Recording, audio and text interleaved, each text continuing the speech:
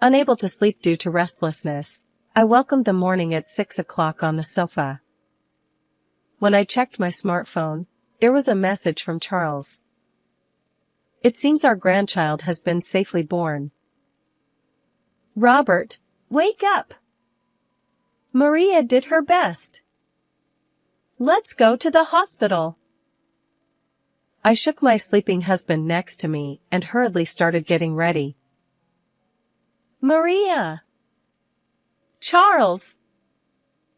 When we arrived at the hospital, there was one more person besides the two of them, a tiny life. Do you have a name? Have you decided? Charles replied. No. We didn't even know the gender, so we would decide after the birth. By the way, it's a girl. I see. I hope she gets a good name. Our granddaughter slept in Maria's arms on the hospital bed. Looking at her, I remembered Maria's appearance from years ago.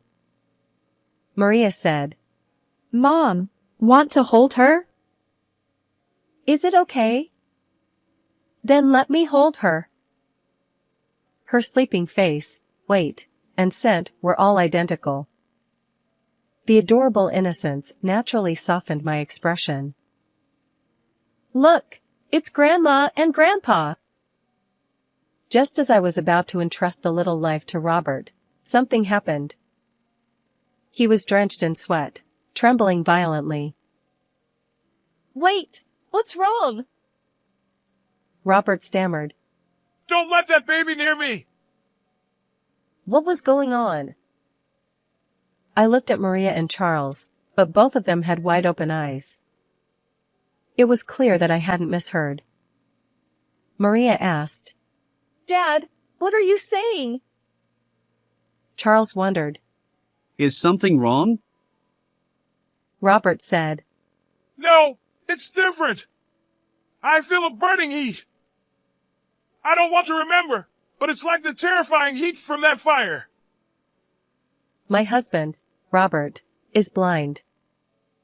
3 years ago, there was a massive fire at the scientific chemical plant where he worked, and unfortunately, he suffered burns to both eyes. Fortunately, his life was not in danger, but since then, Robert has lost his sight. Despite the fire, he remains bright and kind-hearted. The journey to this point involved immense struggle, inner conflict, and effort. While I can imagine it, understanding it is beyond words. Robert, is there anything I can help with? Robert replies, I'm fine for now. If anything comes up, don't hesitate to call. Robert chuckles. I've gotten used to it. You can relax. Although he always says that, true peace of mind eludes us, and we continue to worry about him both physically and emotionally. Despite his unfortunate circumstances, resilient Robert possesses a unique skill. Through conversation, he can glimpse the true intentions of others. He insists it's merely a heightened sense, not any kind of superpower, but from an outsider's perspective, it's an impressive ability. The notion that blindness sharpens hearing sensitivity is well known, supported by scientific theories. However, in Robert's case, his innate sensitivity to others' emotions seems to have intensified after losing his sight. As a result, both I and our daughter Maria, who lives with us, seek his judgment whenever something arises, a habit we can't break. Robert truly is a dependable presence. Recently, when Maria brought her partner home, Robert's sixth sense provided solid confirmation. A few years ago. Let me introduce you. This is Charles. Nice to meet you. I'm Charles. I've always been taken care of by Maria. Charles, this young man, was polite and neatly dressed, a typical good-natured guy. Whether he was naturally fearless or simply adept at concealing it, he actively engaged in conversation. At that moment, Maria seemed more nervous than he did. Understandably so, her father has the power to read other people's minds. If anything seemed off, it would undoubtedly be brought up later. Apparently Charles had heard about Robert's blindness.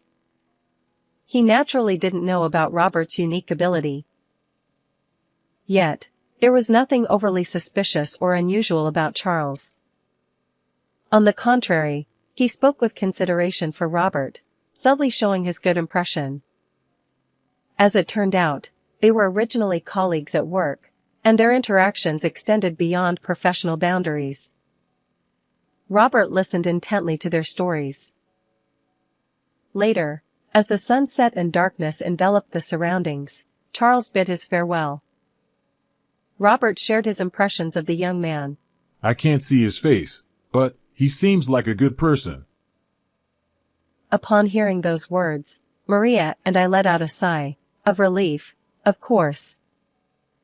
I attempted to describe Charles's appearance to Robert, using a celebrity look-alike as an example. Wait, you think he looks like that with his personality? He's too perfect. He might attract trouble. Robert chuckled wryly. From then on, Charles often visited our home with Maria. He was impeccable in every way, always considerate of Robert's well-being. I felt immense relief, knowing that Charles could safely marry Maria. And then, a simple curiosity arose. May I ask something? Certainly. What is it? Since you are such a good person, I'd like to know about your parents. If it's okay, could you share? After a brief silence, Charles offered a rueful smile and began to speak. I apologize. I lost my parents at an early age. Oh, that's unfortunate. I'm sorry for asking. His demeanor remained unchanged. No, it's fine. But, well, there are things I've been thinking about.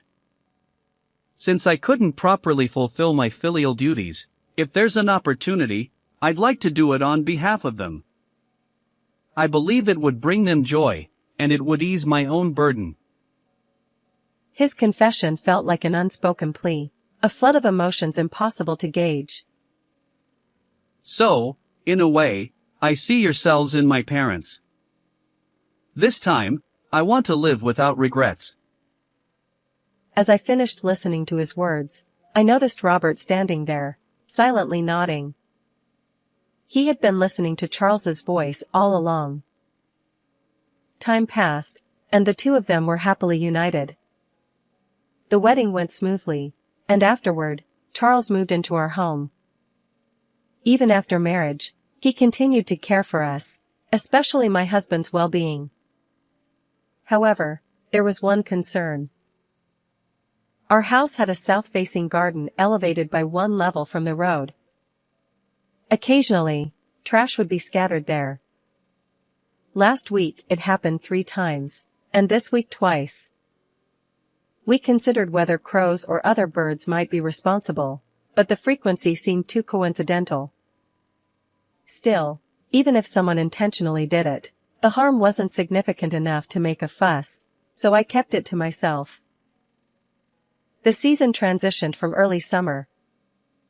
Maria and Charles shared the joyful news of her pregnancy. Truly a cause for celebration. On the other hand, while accommodating Charles alone was manageable, the prospect of another addition made us consider moving. Given my husband's visual impairment, a barrier-free property seemed like a good idea. One night, as we discussed these matters, a rustling sound interrupted us. Who's there? Robert asked. It wasn't a gentle sound like the wind, it was rough, as if something had passed by. An uneasy feeling settled in. I couldn't rely on my husband at times like this. I mustered courage, grabbed the curtain, and pulled it open. Oh my! Hey, what's wrong? Robert inquired, and in the darkness, we saw a crow's lifeless body amid the lush greenery. That moment, I became certain the litter in our garden wasn't from birds but from a person with clear ill intent. After contacting the local government to handle the remains, I explained the situation and our suspicions to the three of them. Why didn't you say anything earlier? Robert asked. Until now, it truly seemed like wind-blown trash.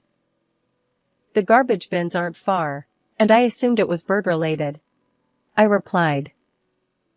Maria suggested calmly, considering our options. Charles agreed, adding that raising the fence might help but wouldn't address the root issue. Robert proposed installing security cameras, and after much discussion, we decided to do just that. About a week after installing the cameras, Maria, now pregnant, discovered trash in the garden once again. Checking the footage, we were surprised to find the culprit identified so easily. The security camera showed a woman with long blonde hair casually tossing a garbage bag with her right hand.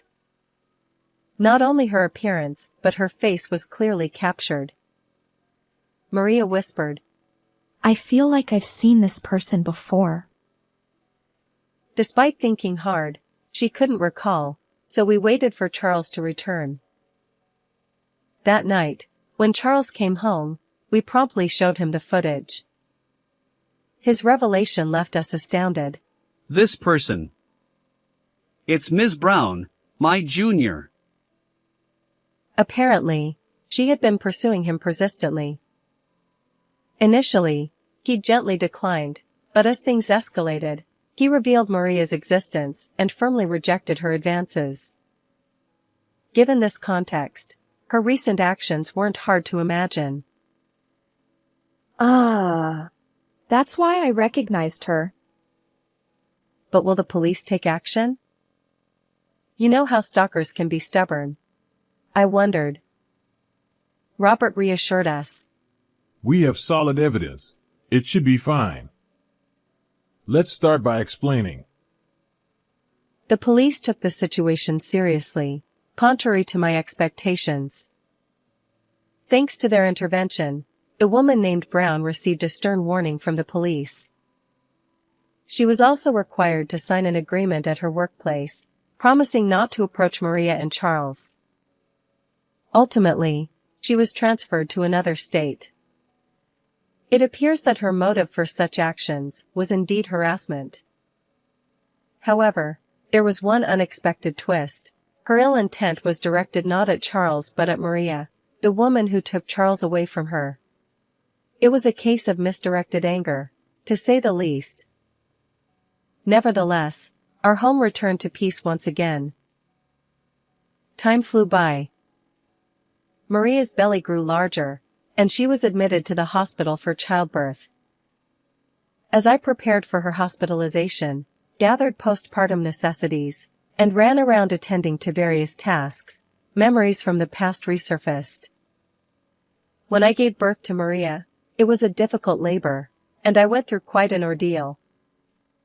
Although it happened over 20 years ago, every detail remained vivid in my memory. Now, being in the position of an observer, I felt deep emotions. Maria went into labor one night. Consequently, Robert and I stayed home while Charles accompanied her. I'm looking forward to it, Robert said. His words seemed to blend genuine anticipation with a touch of sadness. Understandably so, he wouldn't be able to see his first grandchild's face. As I pondered how to respond, Robert seemed to read my thoughts and quietly continued. Throughout my life, I've never deeply regretted losing my sight, but this time, it stings a little. I wish I could have seen my grandchild's face. In your place. I'll see it plenty. Didn't I promise to be your eyes, Robert? Even if I say that, it won't change anything, and you are having trouble answering. Clearly, he saw through even the smallest details. With this strange ability, I still can't see my grandchild's face. Hey, would you join me for a drink? Certainly. Of course. My abilities are limited, but if sharing a drink can ease his burden, I'll extend my hand. Restless and unable to sleep, I welcomed the morning at 6 o'clock on the sofa. When I checked my smartphone, there was a message from Charles. It seemed our grandchild had been born safely. Robert, wake up! Maria did her best. Let's go to the hospital. I shook my sleeping husband next to me and hurriedly started getting ready. It was a weekday morning, and the hospital seemed quieter than usual. The sparse foot traffic included patients in pajamas heading toward the shop. Amidst this scene, I noticed a shadow that emitted an indescribable sense of suspicion. The figure didn't appear overly suspicious, yet its inability to blend in with the surroundings felt peculiar. Robert seemed to sense something too. Something feels different. Is someone there? When I mentioned the shadow, Robert muttered, Don't approach recklessly. And tapped the floor with his white cane. I took his hand, casting a sidelong glance at the mysterious person. Maria! Charles! When we arrived in the hospital room, there were two others, a tiny life. Good morning, both of you. How are you feeling? Good morning. Nothing's wrong. The baby is doing well. I see. That was good. After that, Robert frowned. So I helped him sit down. I asked if he was feeling unwell, but apparently, he wasn't. For now, we decided to share our joy. Have you decided on a name? Charles replied. Not yet. We didn't even know the gender, so we would decide after the birth. By the way, it's a girl. I see. I hope she gets a good name. Our granddaughter slept in Maria's arms on the bed. Seeing her, I remembered Maria as a baby. Maria said, Mom, want to hold her? Is it okay? Then let me hold her. Her sleeping face, weight, and scent were all identical. The innocent, adorable sight softened my expression. Look, it's Grandma and Grandpa. As we were about to entrust the little one to Robert, something unexpected happened. He was drenched in sweat, trembling violently. Wait, what's wrong? Robert stammered. Don't let that baby near me! I looked at Maria and Charles. They were equally shocked. It was clear that this wasn't a misunderstanding. Wait, what are you saying? Charles wondered. Is something wrong? No, it's different. I feel a burning heat. I don't want to remember, but it's like the terrifying heat from that fire. Could it be that he sensed something from this baby? I left our granddaughter with Maria and stood by Robert. His trembling subsided, but he still breathed heavily, shoulders rising and falling. Are you okay? Robert nodded. I've calmed down a bit. Can we talk? Yes, of course. I followed Robert out of the room to a nearby resting area. Robert apologized for startling me. That baby is fine. He assured. Then he began to explain. I probably picked up on someone's emotions nearby. It was more intense than anything I've felt before. Burning resentment, anger. It was so vivid that I lost my composure. Sorry, the timing was bad. No need to apologize. It's beyond your control. The feelings of resentment and anger. I had a hunch. Ms. Brown, the woman who received a stern warning from the police and was transferred due to her ill intent. Could she be approaching again? I knew the probability was incredibly low, but I couldn't shake it off. Maybe. I started to say, but Robert interrupted. Yeah, it's not impossible. Besides, you mentioned a suspicious person in the lobby earlier. She might still be nearby. Can you search? Understood. I enlisted Charles for the search. Walking around with my husband and Maria wasn't practical. But I didn't want to search alone. So, I asked Charles to accompany me, because he knew Ms. Brown's face well. However, despite thoroughly searching most of the areas accessible to the public, we failed to locate her. We returned to the hospital room, hoping it was just an unfounded concern. Charles reassured us that the hospital was safer, with more people around, and he would stay with Maria. You both should go home and rest, he said. That makes sense. Well then, take care of Maria, I replied. Understood. Oh, and if anything happens, please call, Charles added. Robert and I suppressed our anxiety and headed home. Although I didn't tell Robert, I wished I could have seen our granddaughter's face more clearly.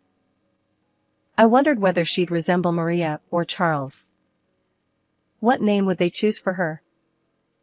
Tonight, once again, I'd likely have a restless night. Several hours later, in the evening, Robert uttered unsettling words once more. It's happening again.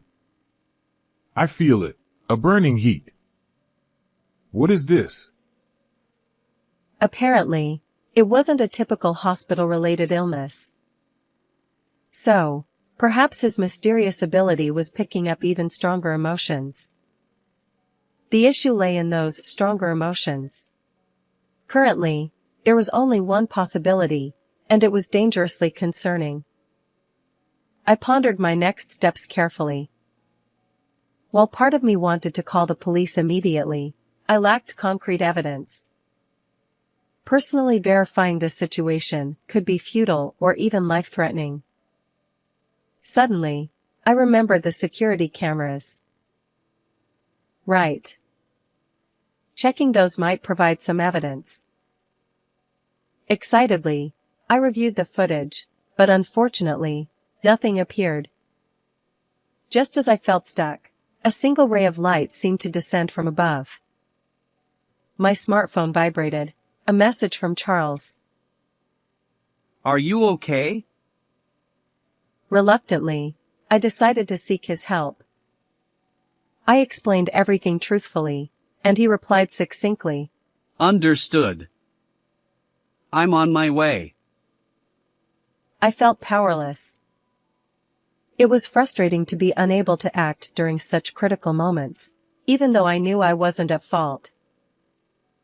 After about 30 minutes, Charles returned. According to Robert, the sensation of heat was gradually intensifying. If we took his words at face value, it meant that a malevolent force was closing in. We promptly began searching the area around the house with Charles, and I grabbed a mop for self-defense.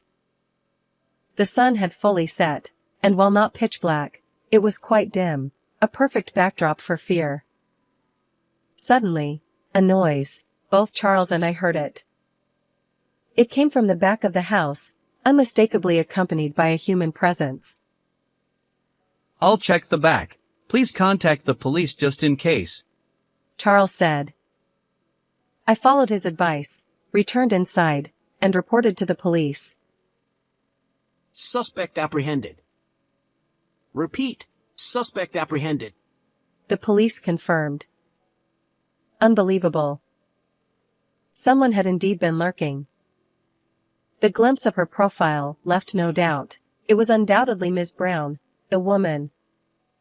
She was quietly escorted by multiple officers and placed into a police car. According to the police, she had been carrying a firelighter and a lighter, The implications were clear, the worst-case scenario. As soon as I realized we were safe, my legs gave way, and I couldn't stand. Are you okay? Charles asked.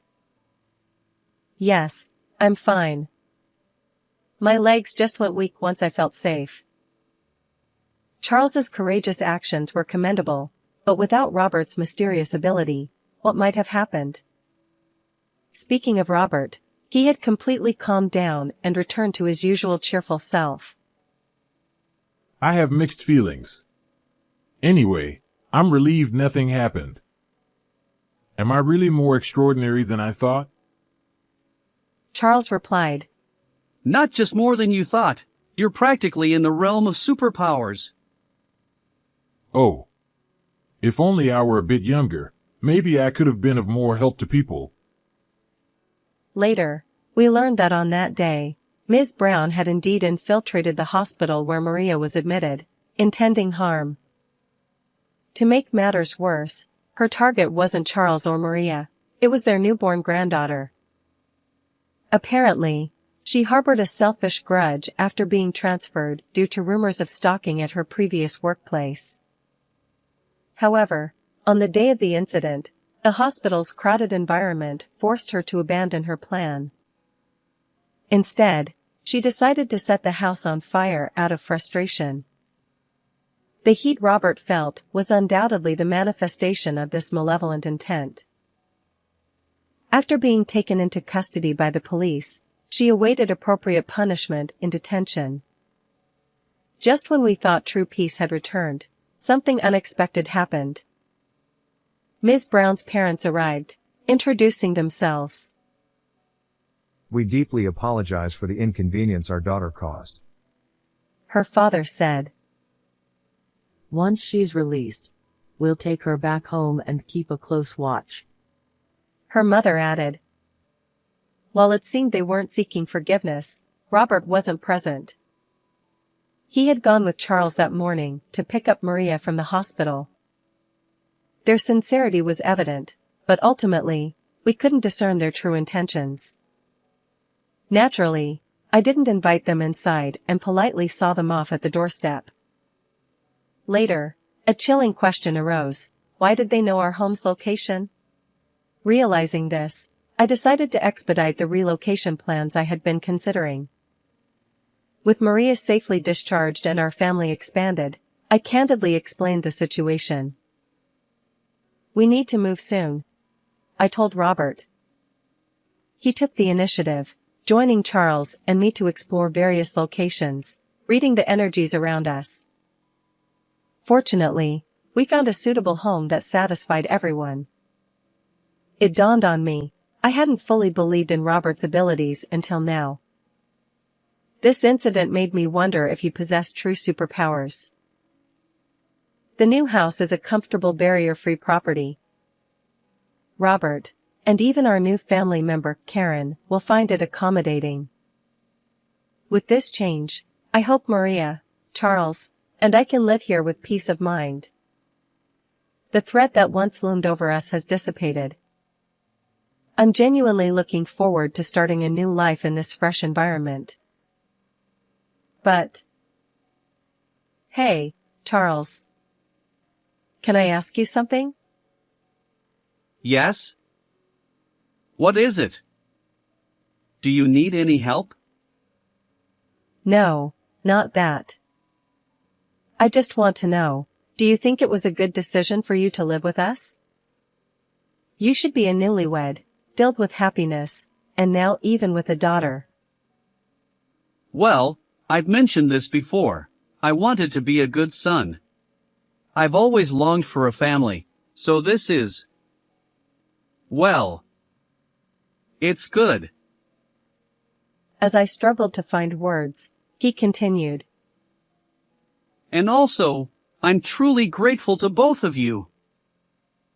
Grateful? Yes. If Robert hadn't been here, who knows what might have happened? And you believed in that, which is why everything ended without any incidents. If one of you were missing, I can't imagine the outcome. So, filial piety and repaying kindness. Having this opportunity, I. Thank you. This time, I could see it even without Robert's abilities. Charles isn't lying. How is this story for you? Don't forget to subscribe to the channel. See you in the next video.